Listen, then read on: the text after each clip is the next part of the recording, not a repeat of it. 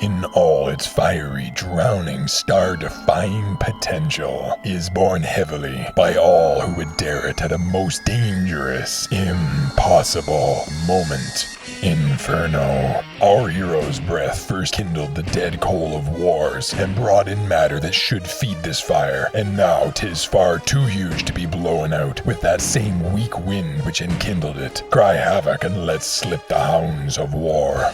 War, the very outset of conflict against a planet-killing empire that cannot be won. And war's remorseless promise, love-devouring death. Not everyone will live to see the dawn of so soon as next week. Most useful for meddling stars who have scripted footprints to end irrelevant mortal choices.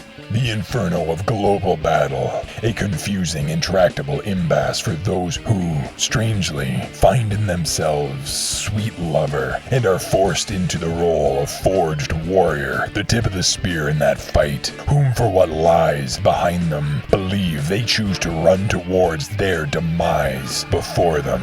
The valiant never taste death but once. It's what warriors do, tragically. Imagine fighting an enemy that has to be fought, but by all observation cannot be beat. Fearlessly, you will do some good, and you will lose. It's only a matter of when, and at what cost. Not wholly to you. You are a hero. The slings and arrows of outrageous fortune are yours to choose, to face. But rather, what cost to those you are willing to fall for. It is war's prize to take all vantage. On the losing side of battle, against an utterly merciless, psychopathic, nearly all-powerful enemy, the harder you fight, the hotter the fires, burning not just you, but all whom stand near, comrades in the phalanx, and family, and lovers by night. The more you win, the hotter the flames of revenge. If you should achieve a temporary bloody victory, the longer you live, the hotter the fire, burning, seemingly blindly. But fight you and the phalanx must, without yield, front sight focus, for the countless relying on all of you to not buckle so long as you yet draw breath. You and heroes have some lonely longevity, wrought by the cold, relentless might of your pitiless weapon arm. For the rest, people you were trying to save. People just maybe who provoke self-perpetuating, irrational somethings inside you, despite the craziness of so daring such whatevers, when at least one of you is going to die in battle soon, as they disappear into the fog of war. Their love is eternal, but their bodies are not. They become a toasted name, held up at meals by the sad people who still remain. A body who once belonged to a someone who looked to you, leader, family, something like lover, knowing that death was inevitable, but hoping that just maybe you could keep it away for one more day. 'Tis war, a lost one. Celebrate the times when everyone does come back. Warrior. Imagine.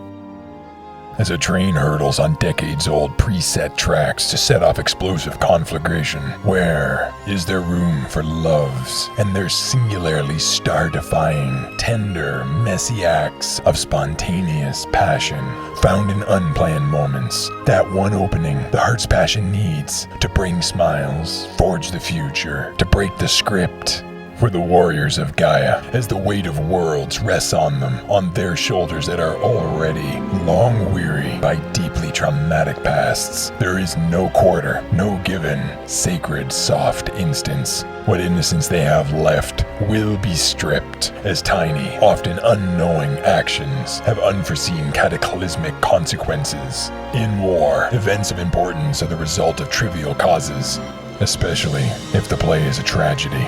These warriors who are brave enough to die for what they believe in, for those whom they love, and to live despite the heartache and the thousand natural shocks. Some of them will survive, continue the battle despite the fire, as the script allows. Whatever meaning such predestined, choiceless war, feelings, tragic exits and entrances have.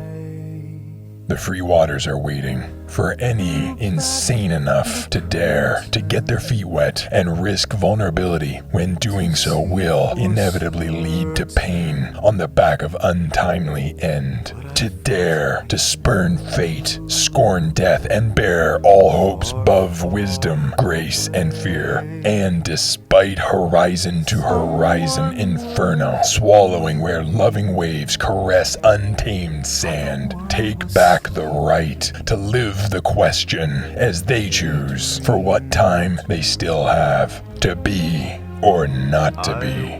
Love.